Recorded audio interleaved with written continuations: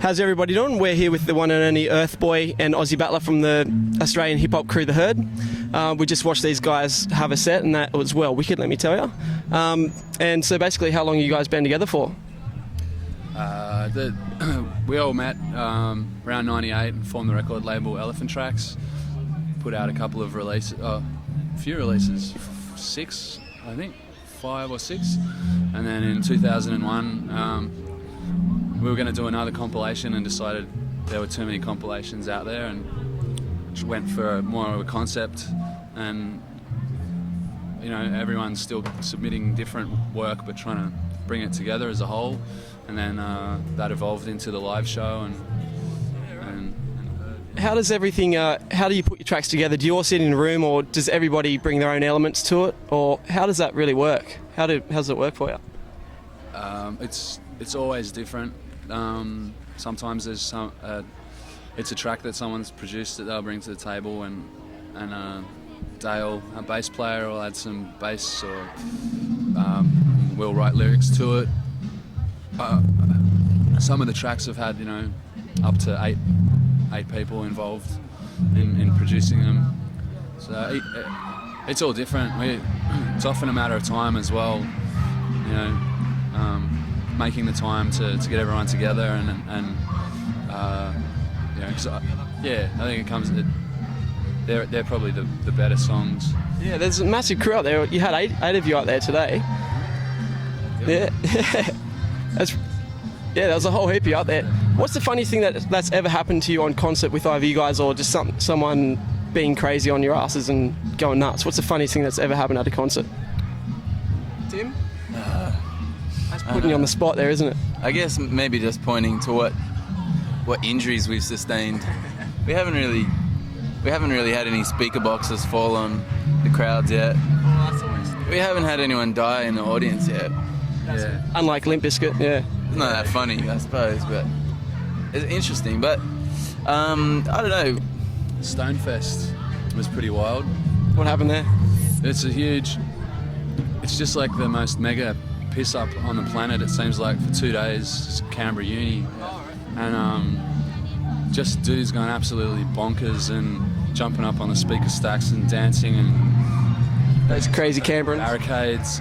Dude going over the barricades backwards, that was the most gnarly thing I think I've seen. Canberra's really get out of their cage for Stonefest. There's nothing else to do in Canberra, so they have to go off when someone visits them, don't they? That's why going to Canberra is good. It's good playing gigs there. Yeah, well, being Australia Day, how do The Herd represent Australia through their lyrics and music?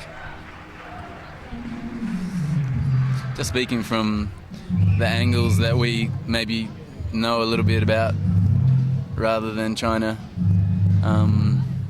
do something that we don't really know so much about. I don't know, it's a bit of a weird thing saying that, just talking about what you know, when really you're just still finding out what you know every day. But I don't know, still trying to kind of acknowledge a lot of things that are important to us, even if we're not really the best spokespeople for it. But, yeah. Well, I've always thought Aussie hip hop, really, the guys tell it how it is, unlike American hip hop. I mean, in American hip hop, they kind of go on about the ghettos and all that type of stuff. We don't really have that here, so we talk about going to barbecues and having beers with mates and stuff. Yeah.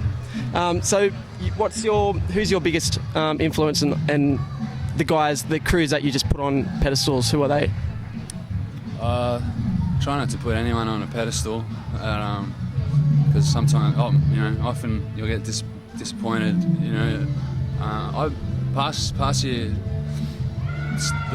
I don't know, live shows particularly inspire me. Curse the Dialect out of Melbourne, just for their guts and their message. You know. They got guts. TZU also out of Melbourne, because they're funky as hell and so positive. Can't not mention Hilltop Hoods, just killed it with their second album. And finally, what's next for The Herd? We're about to embark on a East Coast tour for 5 weeks with all the bands who played today. So a label showcase tour with Upside, who are from New York, trying to get them a bit of exposure. Hermitude and ourselves. So we'll be touring a bit, and then it's hard to try to. Well, we're all gig sluts, if I can say that word on air. Gig. You can. Yeah. Community TV. It's so yeah.